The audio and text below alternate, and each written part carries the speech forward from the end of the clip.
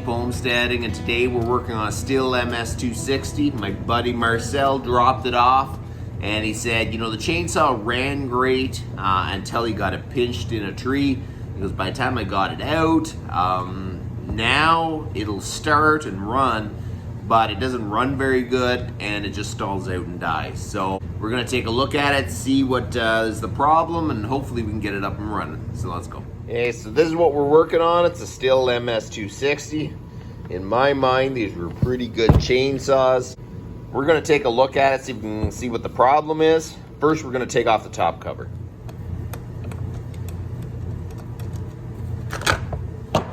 And we're gonna check to see that the air filter is clean.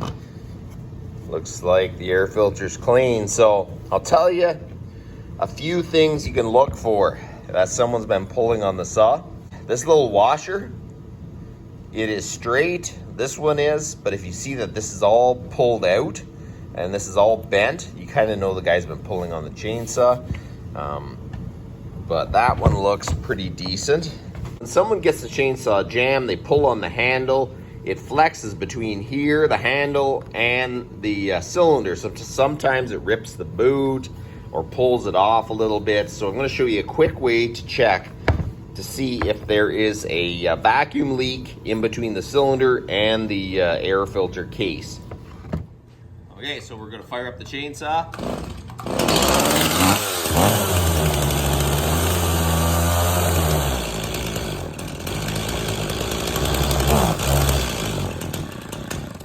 Did you see what happened there? Start up the chainsaw. I could keep it running with the throttle. When I sprayed the carburetor cleaner in between the carburetor and the cylinder, so it's basically you've got an intake in there, you got a pulse line, it would start to die back as soon as I sprayed it, because this stuff here isn't as flammable. It kind of changes the mixture and it doesn't run very good.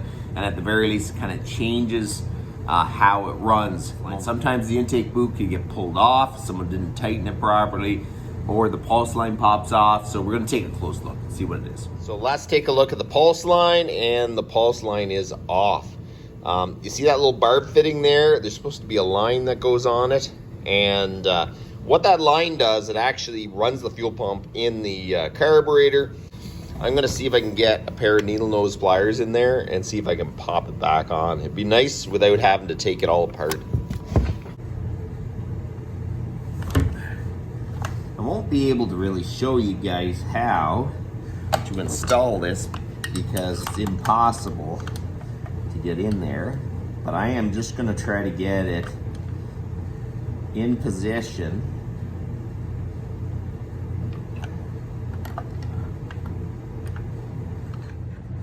Okay, so I got the line on. I had to do a little bit of fishing, but I got my pulse line on without disassembling the saw. I did remove that mount and then pried back just a little bit on the cylinder to the handle, and just gave me enough room to kind of fish that line back on. Okay, so I'm just gonna throw all the covers on it.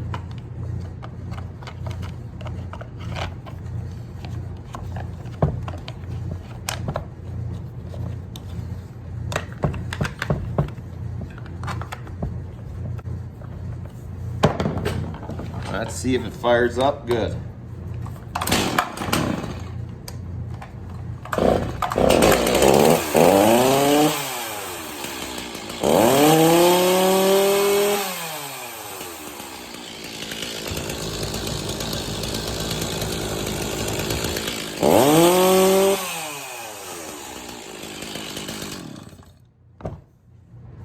So there you go, the chainsaw's running absolutely good again. It's a very simple thing, but that pulse line popping off, it will not run properly. So if you have a Stihl MS290, 260, 250, they're all kind of the same way. They got that pulse line in there, and if you use carburetor cleaner, you can actually kind of diagnose where that intake leak is. So I'm gonna button this thing back up, call my buddy, and he can come get it. But that's about enough for today. You guys have a good one.